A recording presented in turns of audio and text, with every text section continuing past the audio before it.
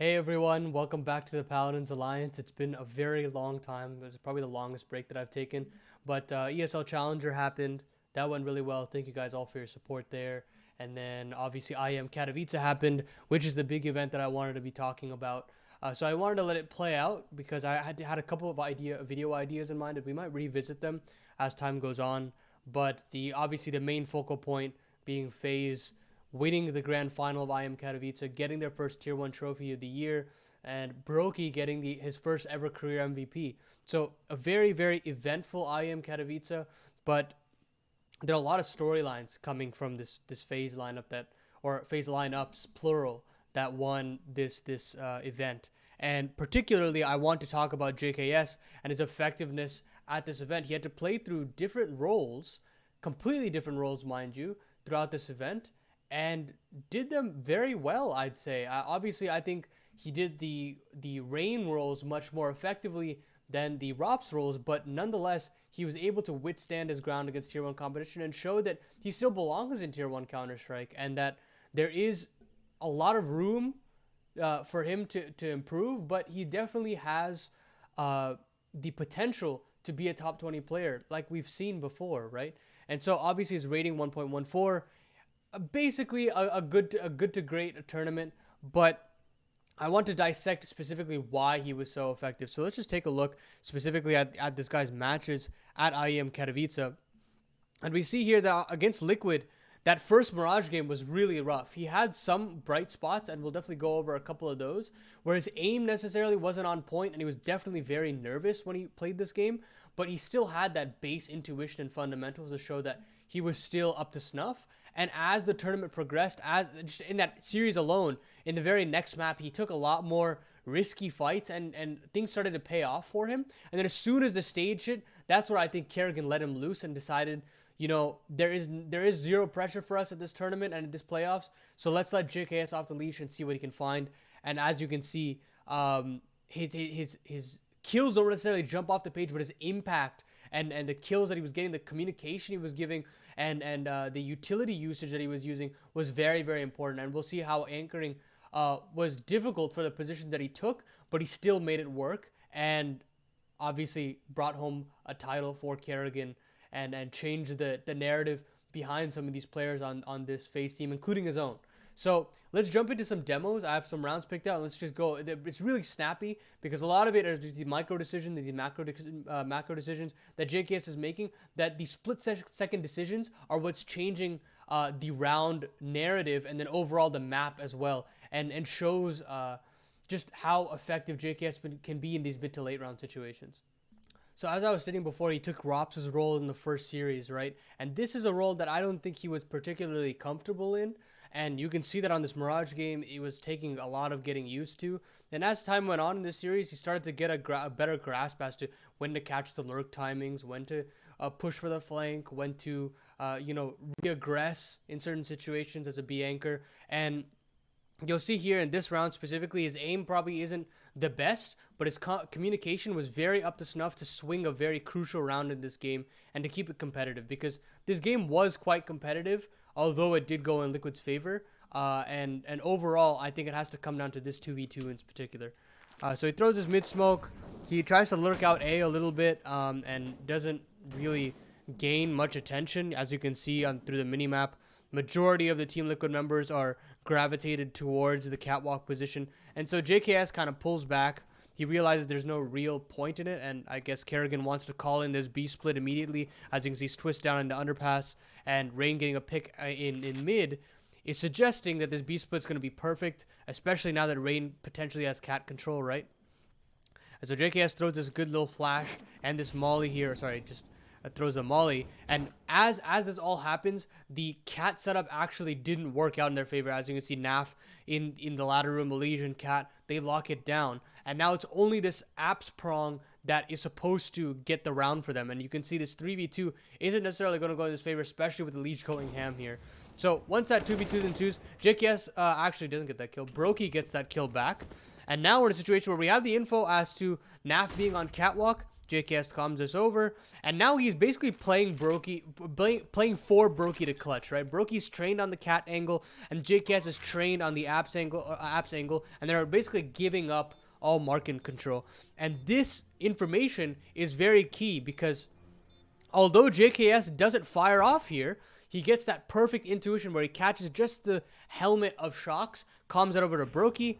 And then here he'll see a little bit more of Naf. I guess he didn't calm that one over, but Brokey has all the info now, and it's a very easy shot to turn it around here. And you'll see here, very easy 1v1. Even though Brokey misses an easier shot there, he still converts on the harder shot and gets a very important round for FaZe. So this 2v2 communication is what tier 1 communication should be looking like. Basically setting up your team as a stand-in, setting up the teammate who is more comfortable on the squad, and making sure that they're set up for success. And that was basically what I wanted to highlight in this round specifically.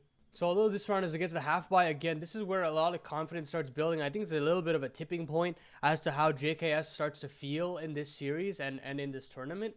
And we'll see here how well he does against this half buy. Just not overphasing. He usually plays it on A anyways, so seeing him in a different role is very interesting, and how he adapted in this situation was very interesting as well.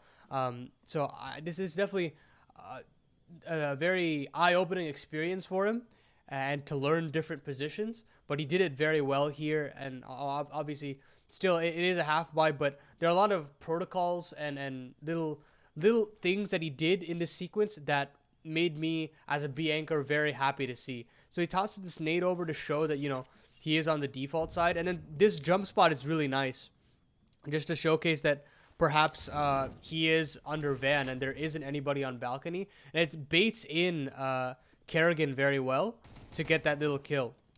And as soon as that happens, Kerrigan says, you know, I'm gonna play for the B site, and then you can play as the cat angle, and obviously that's the A lurk dying there in a liege. And as soon as this hit comes over, even though he doesn't get the kill onto OC, he doubles back and only faces onto the one angle, right? And after Shocks being the last up, he comes over that he's already crossed, and then that allows Brokey to finish the job. So a very key angle selection on the cat side, and I like the little jump spot that he did to bait in Kerrigan in that setup. So it showed that he has a little bit of an understanding as to how to be anchor, and as soon as we switch over to the later rounds in the time where he takes over Rain's roles, you'll see that he gets very, very good at holding down A as well. So on Ancient here, although their FaZe Clan are up 10-1, I still want to showcase JKS proactiveness in this map in particular. He was very willing to go for that aggressive A main push and then catch the timings on the T's, and it worked out a couple of times as well. The fact that he's willing to go aggressive there is very important. He had a couple of aggressive mid takes, and you'll see one here. He doesn't actually go for it, but he does set up some of his teammates to go aggressive down banana. And then as soon as the actual B side hit, or sorry, is it B? Yes, the B side hit comes. He's very proactive in playing ahead of the utility and knowing that his position is very important, right? So it's a pretty standard mid take, all things considered. I think he was considering bouncing off that flash here.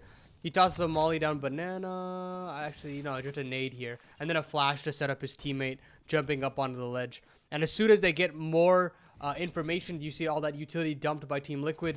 They come in as swift as possible. JKS tossing the molly back temple so they can really rest on their laurels for a little while. And as soon as JKS plays ahead of this smoke, Nitro decides to pounce in back temple.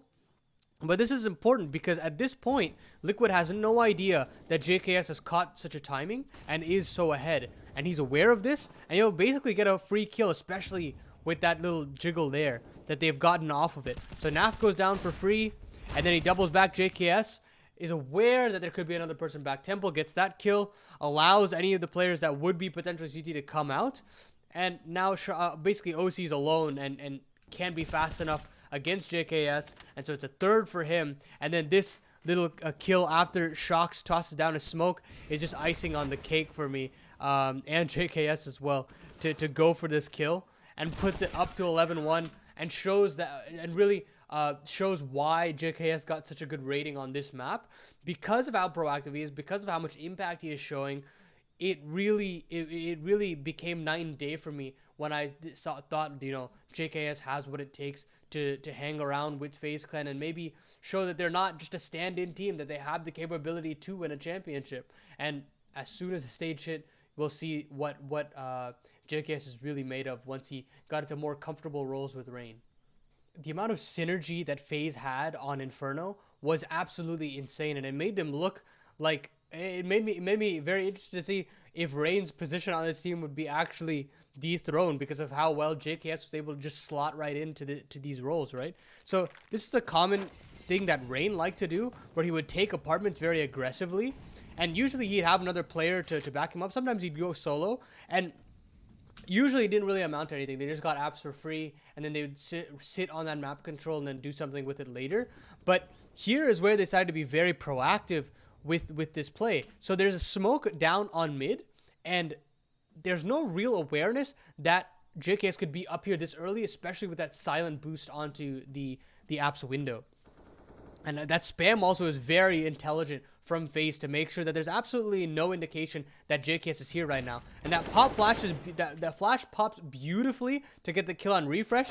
And then these little taps on her shirt, she can't even believe it, gives him a free A bomb site, right? And even if there is an extra player, they can easily trade onto the site. But nonetheless, they get the bomb site, and it's all through this beautiful little setup for JKS. And it looks like as if he has been on this team for so long, and doing this on the stage of Katowice, one of the biggest tournaments of his career, as just a stand-in nonetheless, is just insane to me that FaZe was able to be this effective, especially with how effective JKS was in particular.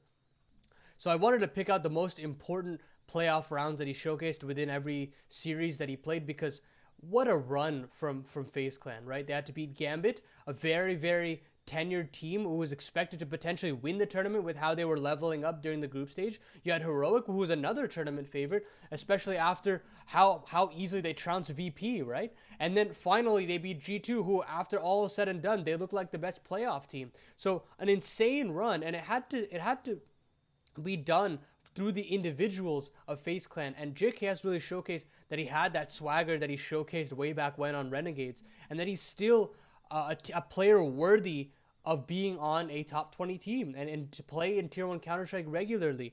So let's start off with this round here against Gambit. This is something that I wasn't necessarily expecting for JKS to deliver so easily, and we were seeing those opening kill statistics that he was like one of the best at the tournament for. I think he was the best at the tournament for. And in this round in particular, it showcases why he was. He was just so fearless, so trustworthy of Kerrigan's calls, and for that reason, he was rewarded with that crisp aim that he had, and that dedication to trusting Kerrigan's flashes, or sorry, the protocols of his teammates' flashes that Kerrigan called, right? So Rops obviously gets that pristine kill through the smoke on Nafany, and here is the smoke flash execution here that sets up JKS for success. They wait for the Molly to clear, and another smoke on door, and these double flashes are absolutely sublime. Sets up Inters, kill onto Inters rather, and then a kill on a Hobbit as well. Absolutely blinded, but that faith that these pop flashes will hit is something that I love to see from JKS. And obviously the round peters out, and I don't think they get, oh, they do get Shiro, and this gives match point and eventually the series for FaZe Clan. So this is a very key proponent as to why JKS and FaZe Clan were so successful. They had that reliance on JKS's entries, and he hit them so often on the stage. I think this final game / series in the grand final against G2 is where JKS showed the most impact, and that's honestly because of how much he fit into the Rain's role so well and performed them like above expectations, right? And that allowed players like Brokey and Rops to warm into the game, that by the time we get to the end of this absolute slugfest, it got much easier for them to close it out.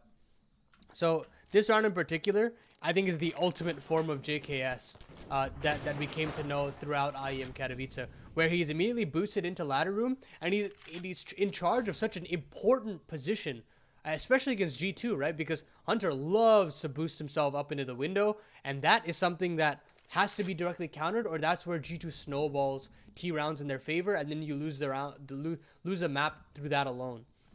And obviously, Hunter had an incredible game on this specific map here, but they were able to quell him early on, especially because of how well JKS played in this round, and basically showed that, you know, we as FaZe are going to have our claws into this position. Takes a dry fight into here, gets the info that Jax is there, and then uses the utility very wisely here. Doesn't necessarily overextend, plays on the above the ladder, plays a little bit of an off angle, and now, especially with Alexi B going down, you have a very easy route into the B bomb site. I believe that is, who is that? Kerrigan. Yeah, Kerrigan as a B anchor, and now tasked with a very difficult situation where he has to look between apps and worry about Cat, especially if JKS goes down. So the round falls on JKS to perform here. So he throws that molly down, gun gets out just in the nick of time, and now obviously it's an untradeable position, right? So JKS flashes himself in. m0NESY is now caught between a rock and a hard place. He can't necessarily see where he has to look, and he's basically going to have to look between window, between connector, and now Cat as well, because he knows that JKS is willing to swing regularly, right? So that flash pops again, and although Hunter does get the kill onto JKS, Robs is getting the more important kill on m0NESY. Now the op is down, and it's just left Hunter in an impossible situation, and Kerrigan hits him in the face with some AK-47 bullets down Cat, and the round goes into FaZe's position. So actually, the FaZe CT campaign actually started very well, and it had to be because of JKS's effectiveness, and he had a couple of clutches in this series as well that were so important, and it showcased how good JKS is. And although his stats weren't necessarily astronomical, the impact that he showcased throughout this game and this tournament were something to behold for sure. I think IEM Katowice was definitely worthy of getting the amount of viewership that it did. It was a very incredible event. I had to say the production was fantastic. The talent pool was absolutely sublime, and more importantly, the teams that were there, the competitiveness that they showed was very, very evident throughout the group stage. There were an insane amount of different matchups that had to result in heartbreak. Obviously, Vitality going out just before their completed lower bracket run was very interesting. And overall, I have to say, FaZe winning this tournament is a huge credit to Kerrigan. And more importantly, I think puts him in that status of one of the greatest IGLs we've ever seen. And doing it with multiple lineups is very impressive, to say the least. And seeing JKS finally be that first Australian to lift a Tier 1 tournament is something that I'm very happy was able to happen, and he deserved it. The impact that he showed was absolutely incredible, and I'm glad that he was able to lift his own first trophy. So that's all that I have from this video in particular. I want to get back into the content schedule again. We're going to have a lot of downtime, and perhaps once the summer hits, that's when I think the events might pick up again for me at least. And just keep an eye out on that, and we'll have a lot more content down the pipeline. I'm gonna have my Patreon discussion coming in soon. If you guys want to be a part of that, it's only the cheapest tier, $3 a month, and you can ask any amount of questions. And so we have a low amount of patrons. I think I'm going to be having it around 3 questions that you can ask. And yeah, follow me on Twitter. I've been tweeting out about these open qualifiers a lot, and I'll definitely be having stuff out for EPL. So watch out for that. And that's all from me. So I hope you enjoyed this video. Like, comment, subscribe, all that good stuff. And I'll see you guys in the next video. Peace.